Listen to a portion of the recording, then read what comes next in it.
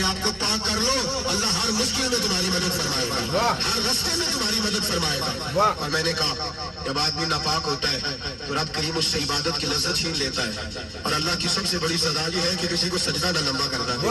रब करीम सबसे ज्यादा उससे नाराज है जिसको कुरान पाक के खोलने की तौफीक ना हो। सबसे ज्यादा रब करीम उस शख्स से नाराज है जो अल्लाह की बारगाह में झुकने की लज्जत छोड़ जाए। मेरे नबी पाक सैयद आलम अलैहिस्सलाम के सहाबा लंबी बातें करते थे, लंबी। किसी ने कहा था रूम के बादशाह थे कि ये मुसलमान फातेह क्यों हो जाते हैं? तो उसने कहा मैंने मौला अली के जमाने में कोशिश कराई थी, पता किया था कि हर मैदान में कामयाब क्यों होते हैं। तो कहते मैंने देखा ये दिन के मुजाहिद होते हैं पर रात के आबिद होते हैं, सारी रात इबादतें करते हैं। पर मैं रात को जब अपने रब को राजी कर लेते हैं तो सवेरे खुदाई ताकत इनके साथ हो जाते हैं। हमारे हम कहते हैं हमारी चालाकी से कामयाबी होगी, हम बड़े तेज हैं, हमारी हिकमत अमली से कामयाबी, सियासत से कामयाबी। जब तक अल्लाह तेरा साथ नहीं देता तू कदम नहीं उठा सकता। जब रब करीम तेरी मदद नहीं फरमाता तू अमीर। जब तक नीयतें साफ होंगी, फिर जब आपने एक महाज पे जाना है, फतह हासिल करनी है, तो आपका जो ईमान है वो पक्का होना चाहिए, अल्लाह की तरफ आपकी ध्यान भी होना चाहिए और अपने बुजुर्गों ने दीन की तरफ भी ध्यान होना चाहिए। उन्होंने कैसे कैसे क्या कुछ तकलीफें बर्दाश्त की, तकलीफें बर्दाश्त करने के बाद फिर जाके आसानियाँ पैदा होती हैं। ऐसे मुसलमानों के लिए आसानियाँ पैदा नहीं होती। हर काम में आपने जद्दोजहद करनी है और जद्दोजहद करनी है तो दिल से करनी है, ऊपर ऊपर से नहीं करनी। दिल से करेंगे तो आप हर महाज में आपके आगे जो भी आएगा वो तिया पांचा होगा, उसका पोस्टमार्टम करके निकलता जाएगा। ठीक है, ये बात है। घरों में गिर जाता है तो अपनी चालाकी के अंदर ही मर जाते हैं घुट के। मेरे भाई ये जितने भी सियासतदान है क्यों घटिया तरीन लोग हैं, अपनी चिराकियों में खुद मरते हैं, चिराकियां लगाते हैं ना, देखे ना, खुद ही हमला कराते हैं, खुद ही सब कुछ प्रोपेगेंडा करते हैं। नवाजू कंजर बाहर बैठा है, शिबाजू अंदर बैठा है, मरियम अरसोची वो करती है, सब गेमें खेलते हैं, मौलाना डीजल कुछ करता है, सब गेमें खेलते हैं। जब गेमें खेलने वाले लोग हो गए ना, ये भी लूटो, वो भी लूटो, वो भी लूटो, वो भी लूटो, ये टैक्स लगाओ, वो टैक्स लगाओ, ऐसा करो, ये करो, बिजली के बिल लगाओ, गैस के बिल लगाओ, ये टैक्स काट दो, ये कानून साजी कर दो, ये हेलमेट बेचने हैं, हेलमेट बेचने पे भी पैसे मिलते हैं इनको। ये पाकिस्तान में हेलमेट बेचे जा रहे हैं ना, इनमें भी पिछने हैं। मुझे ये बताओ, सब बेचारों को, कईयों को ब्लड प्रेशर की बीमारी, उनके लिए वो खतरनाक है हेलमेट। ये किसी ने बताया आपको? नहीं बताया। जिनको ब्लड प्रेशर का मर्ज है ना, उनके लिए हेलमेट ऐसे जैसे मौत है। वो एक्सीडेंट से तो उसकी मौत होनी है, पता नहीं शादो नाजर होनी है, लेकिन ब्लड प्रेशर का मरीज जब आप हेलमेट उसको पहनाएंगे, उसको ज्यादा उसको ब्लड प्रेशर की प्रॉब्लम आएगी। उसको चक्कर आ गया, गिरा, साथ में दूसरे भी गिरे, साथ में दूसरों का भी बेड़ा गर्क होगा। ठीक है, ये बात है। उससे ज्यादा से ज्यादा बीमारियां आएंगी उनके जिस्म में। हेलमेट ऐसी खतरनाक बीमारी है, हेलमेट से आपके ऊपर से गर्मी होती है, ऊपर से आप हेलमेट पहन लेंगे, आप यकीन करें डबल आपने अपने आप को गर्मी में लेके आ गए हैं और आपका ब्लड प्रेशर इतना हो जाएगा आपकी सोच भी नहीं। और कोई डॉक्टर आपको बोला, कोई फलाना बोला, नहीं बोला। ये सब चर्सी हैं, चर्सी समझते हैं, चर्सी लोग हैं। तो किसी ने नहीं बोला। ये मैं पाकिस्तान के लोगों से कहता हूँ कि ये हेलमेट हुनमर जो है ना, ये जो बुजुर्ग आदमी हैं, जो ब्लड प्रेशर वाले जो मरीज आदमी, उन लोगों से अटैच हैं। ये गुंडागर्दी बंद करें। ये गुंडागर्दी है। किसी को जबरन आप उसकी सेहत के साथ खिलवाड़ करेंगे। यहाँ आप लिख के देंगे वो कुछ भी होता है, कल को हेलमेट पहन के वो गिरता है तो आप जिम्मेदार है उसके।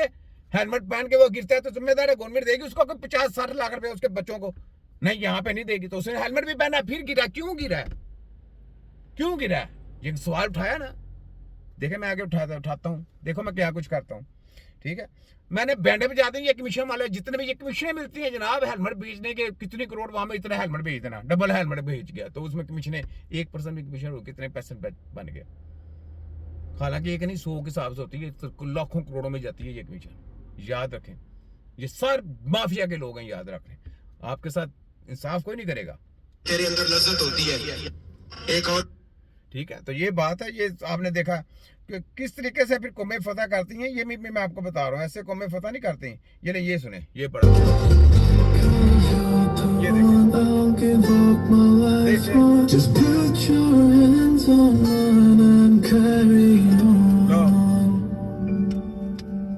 Do you know that I'm dying to pour your फालज वाला मरीज है, उसको ये सारे लगा दिए, झटके लग रही है, मतलब वाइब्रेशन हो रही है, तो कहते हैं फालज का इलाज करेंगे। खोतों को पकड़ के चपड़े मारने चाहिए इनको। यार कैसी बात है, कैसे बेवकूफ बना रहे हैं। ऐसे इलाज होगा? सुने पाकिस्तान ऐसे इलाज होगा? ये देखते जाए।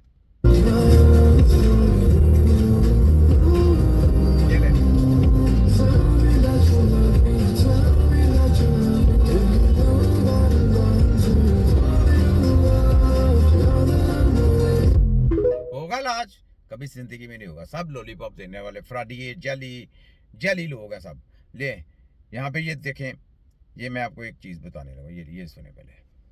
अपनी जंगें लड़ रहे थे जब ये बातें आ रही थी।